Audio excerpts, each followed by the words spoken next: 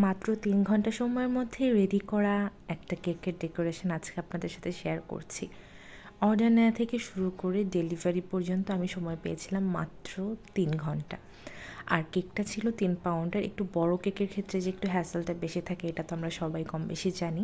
এই কেকটা অর্ডার করা হয়েছিল জাপান থেকে ভাইয়ার ছোট বোনের জন্য, এবং এটা আমার এখান থেকে ডেলিভারি হয়েছে 90 কিলোমিটার দূরে। মূলত এই দূরত্বের কারণেই কেকটা আগে অর্ডার করা হয়নি, যেহেতু আমরা এত দূরে হোম ডেলিভারি করি না। তো যার কেক তার অবশ্যই লোক অ্যারেঞ্জ করে কেকটা নেওয়াতে হবে।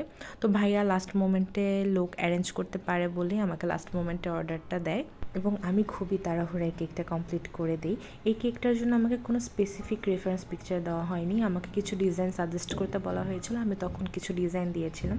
পরবর্তীতে এই টাইপের প্যাটার্নের 2-3টা ডিজাইন ভাইয়া বলে যে এই টাইপের যে কোনো একটা করে দিলেই হবে। তখন আমি তাকে জানাই যে ভাই আমার তো এখন অল্প সময়ের মধ্যে আমি কোনো কিছু অ্যারেঞ্জ করতে পারবো না, আমার বাসায় যা আছে তা দিয়ে আমি সব থেকে সুন্দর করে একটা ডিজাইন করে দিই। তখন ভাই আমার উপরে ছেড়ে দেয় যে হ্যাঁ আমি যাতে আমার মনের মতো করে দিই, এবং আমি এই ডিজাইনটা করি নিজের একদম নিজের মনের মতো করে, এবং ডিজাইনটা ভাইয়াকে দেখানোর পর ভাইয়া অনেক বেশি পছন্দ করে।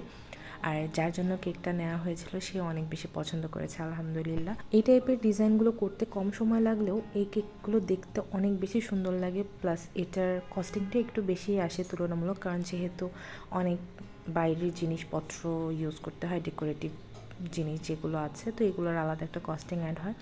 তবে কেক দেখতে সুন্দর লাগার জন্য কিছুটা কস্টিং যদি অ্যাড হয় এটা তো আসলে মন্দ হয় না।